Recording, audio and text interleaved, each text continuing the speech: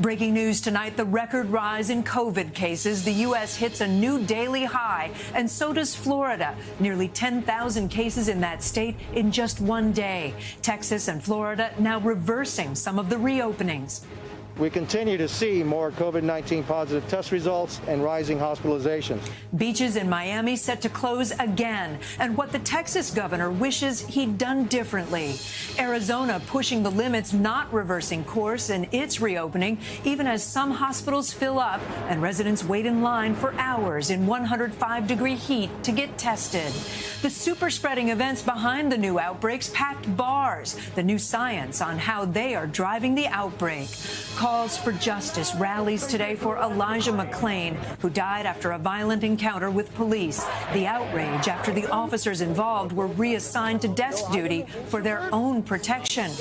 Back to school, an exclusive look at how Notre Dame plans to bring students back in August. They're cutting class sizes in half. And southern discomfort, the giant dust cloud blanketing the south, where it's heading next. This is NBC Nightly News with Jose Diaz-Balart. Good evening. I'm Kate Snow in for Jose. Tonight, we have passed yet another milestone in this country, as today the number of coronavirus cases topped 2.5 million. That includes more than 125,000 deaths. And tonight, much of the focus is on southern and western states where cases are mounting. These 24 states seeing daily cases increasing. Governors are finding themselves having to reverse reopening rules. And today, the Trump campaign announced campaign appearances by the vice president planned for Arizona and Florida will be postponed. We have reporters across the country again tonight. We begin with Sam Brock in Miami. Tonight, another record-breaking milestone for Florida. Nearly 10,000 cases in a single day on the heels of 9,000 the day before. The surging numbers and positivity rates prompting the mayor of Miami-Dade to close the beaches from July 3rd to 7th. If you didn't close down the beaches for the July 4th holiday, what would the potential outcomes be?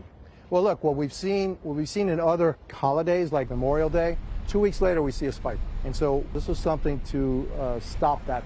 Not everyone on board with that decision. I think for me, pretty athletic, eat healthy, work out, I'm not worried about it. Honestly, I just think it's all politics in the end. As the number of cases spikes, testing in some areas blocks long.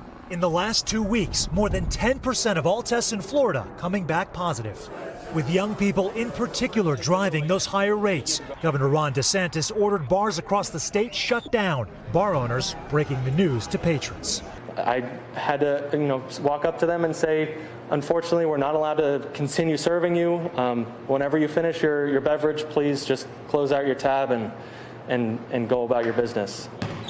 Florida also a potential liability for professional sports. The NBA preparing to return in Orlando next month. The league announcing it's tested around 300 players and 16 have COVID-19, though they'll be isolated and have to test negative twice in more than 24 hours to return. Texas taking an even more aggressive stance, with Governor Greg Abbott closing bars and reducing capacity at restaurants after infection rates hit double digits. Abbott telling KVIA. If I could go back and redo anything, it probably would have been to slow down the opening of bars. This as the Houston area has already reached 100% ICU bed capacity and the crunch for care extending to other parts of the state too. They can't even understand, why could you just let my loved one sit in an emergency room that is so ill, and where do we need to go? For families impacted by Texas immigration detention centers, a judge ordering children held for more than 20 days must be released by the middle of next month, describing conditions in those facilities as on fire with COVID.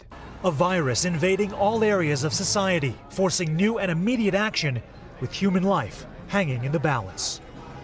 And Sam joins us now from Miami Beach. Sam, what happens if cases continue to surge in Florida? In South Florida, the mayor of Miami-Dade County, Kate, describing this as a reverse reopening. You would start with the beach closures, which could be extended beyond the July 4th holiday, then gyms, salons, dance studios, and eventually even restaurants if necessary. Kate?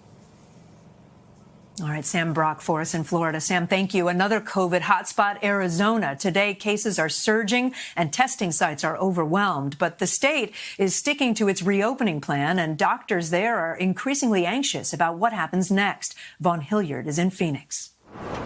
There's going to be a bit of a wait. We're currently on hold, okay? We want to make sure we have enough tests for everyone. Tonight, Arizona hitting a record number of new cases. The state is one of the worst coronavirus hotspots in the country. Last night, my mom got sent to the hospital in an ambulance, positive COVID. Jasmine's mother, Lorena, is one of over 20,000 new cases this week. Despite the staggering numbers, the governor resisting, adding new restrictions, but urging people to stay home. When we talk about the idea that we want to save lives and save livelihoods. All this while demand for testing surges. Long lines of cars as people wait for hours. It's kind of a treasure hunt right now, so we'll see what happens. Just got to keep looking.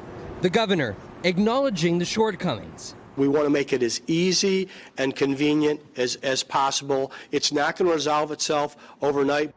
And Daryl Brandt unable to secure a time slot at any of his nearby testing locations. I have asthma and I have diabetes.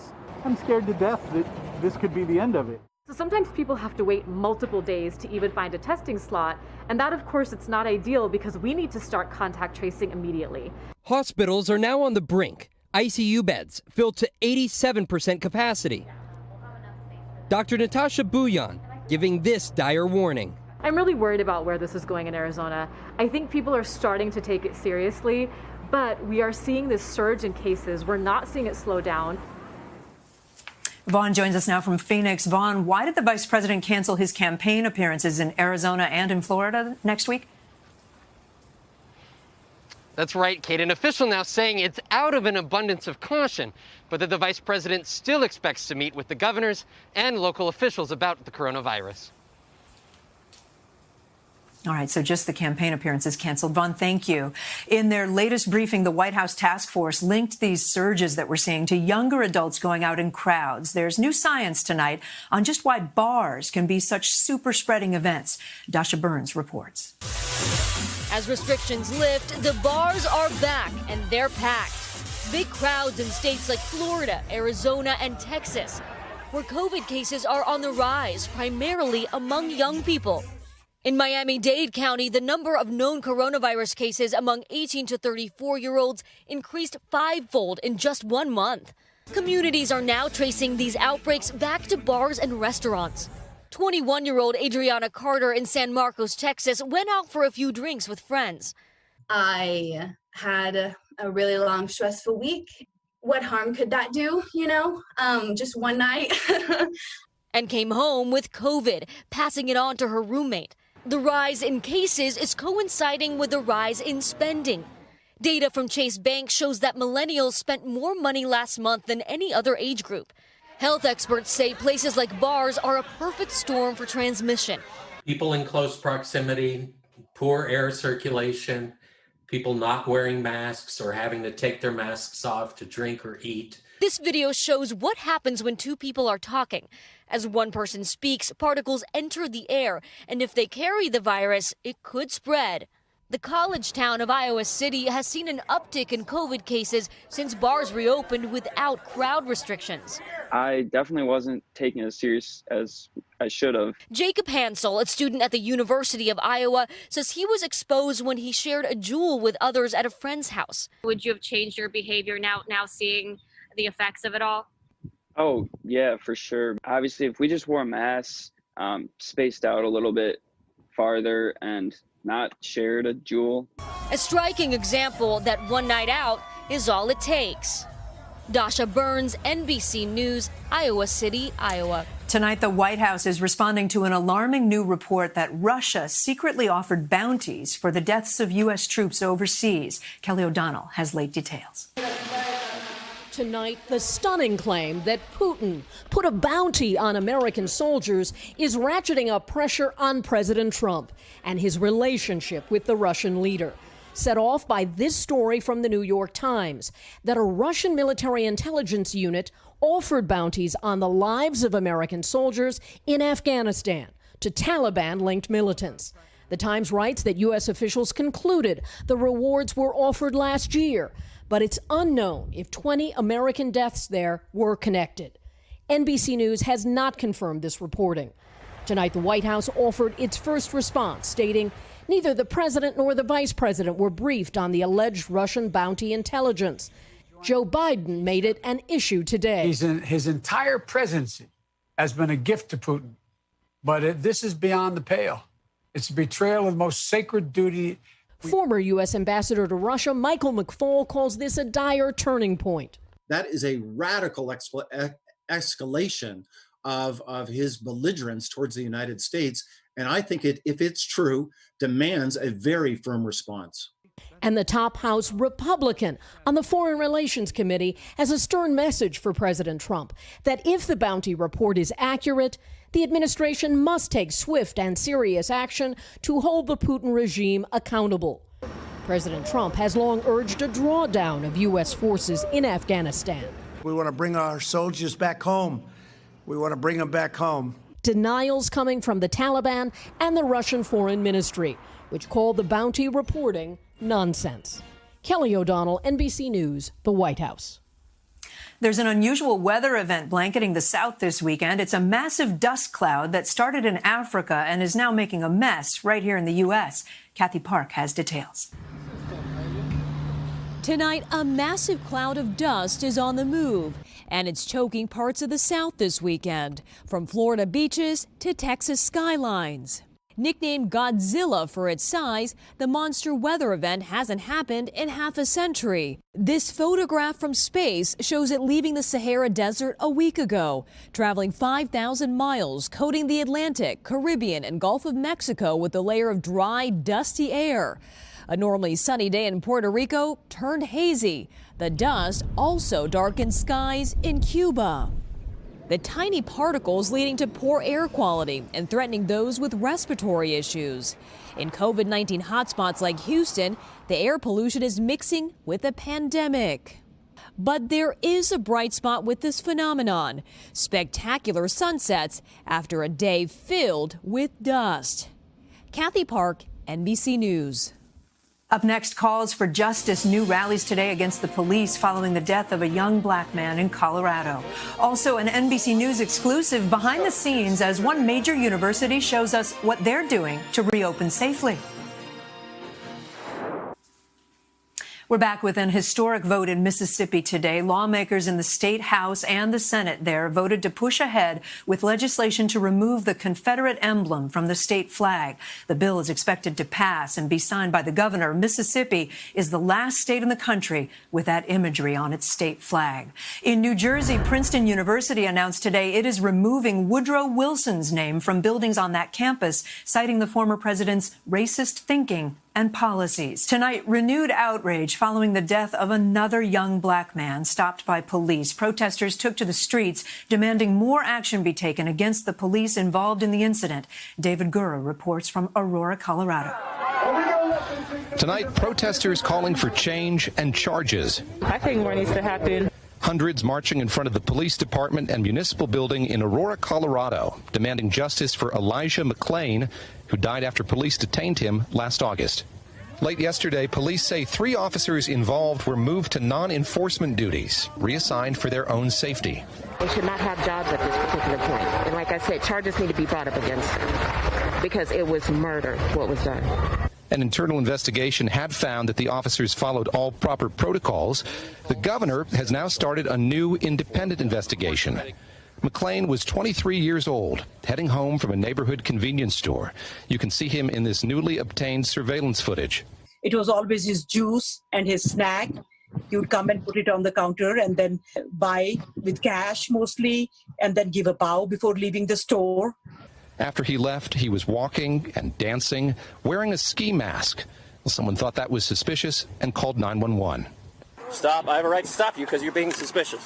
The police stopped him and pinned him down using a chokehold.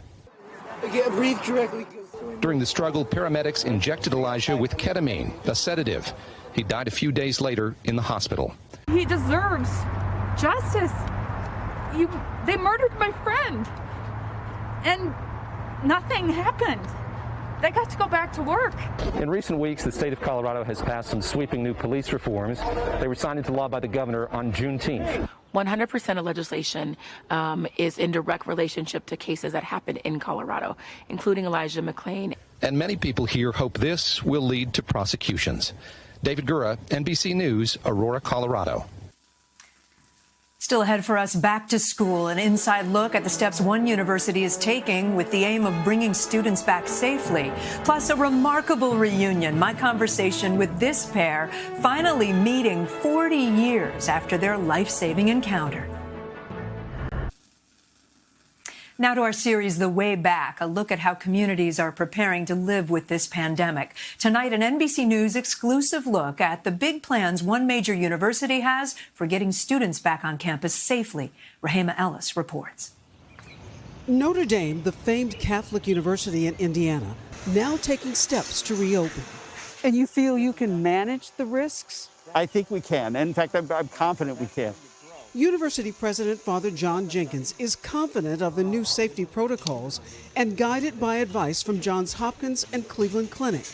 Among the changes, daily temperature checks starting with an early opening on August 10th. They're going to stay here right till the end, right till Thanksgiving, and then we're going to send them away. So we don't have the kind of going away and returning that we usually have for a normal semester. 54,000 new signs encouraging students prone to close contact to keep their distance instead and wear masks.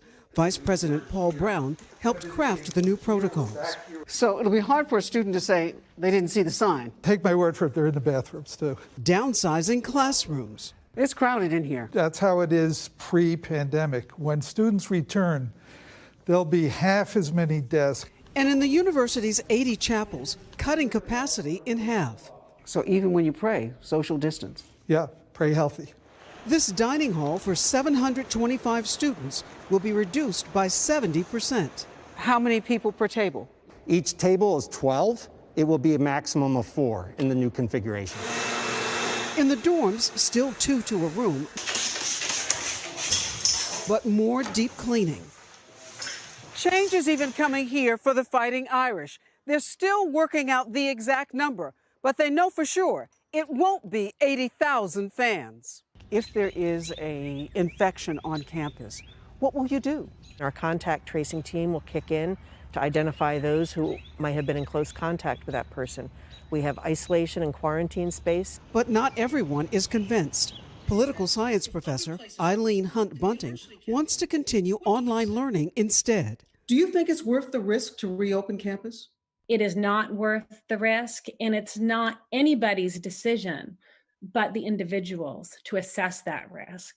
If for whatever reason they're anxious or they have a special health condition, we're going to work with them. Rooted in faith and guided by science, one university moving forward to bring students back. Rahema Ellis, NBC News, Notre Dame, Indiana.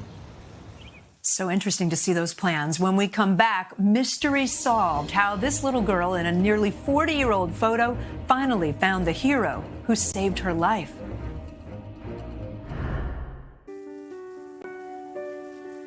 There's good news tonight about heroes and homecomings. Throughout the COVID crisis, we've brought you stories of firefighters honoring healthcare workers.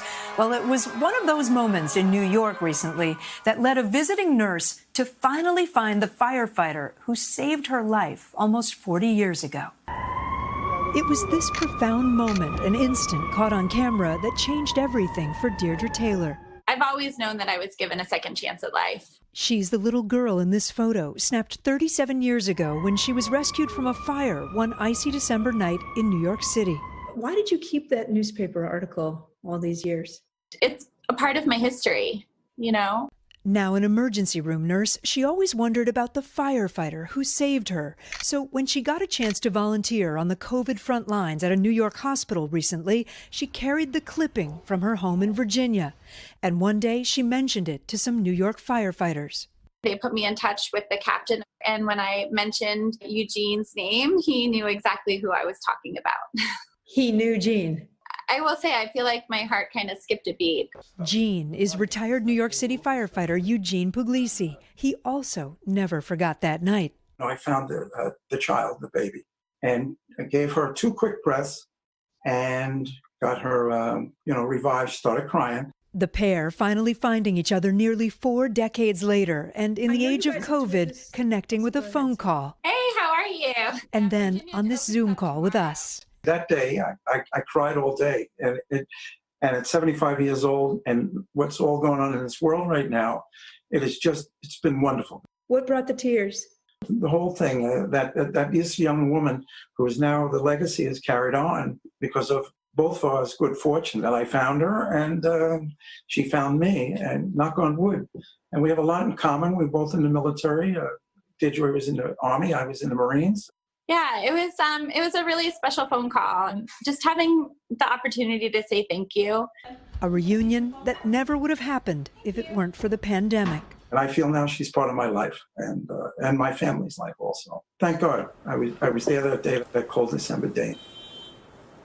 So special to meet them. Deirdre and Gene plan to meet in person when it's safe and maybe even catch a Yankees game. They're both lifelong fans. That is NBC Nightly News on this Saturday. I'm Kate Snow. I'll be back with you again tomorrow. Stay safe and have a good night.